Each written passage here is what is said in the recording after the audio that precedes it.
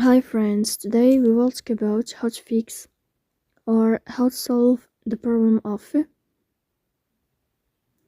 autoclose on the application of Tinder app. You will go to settings. In this page you will go to apps, default apps, app settings.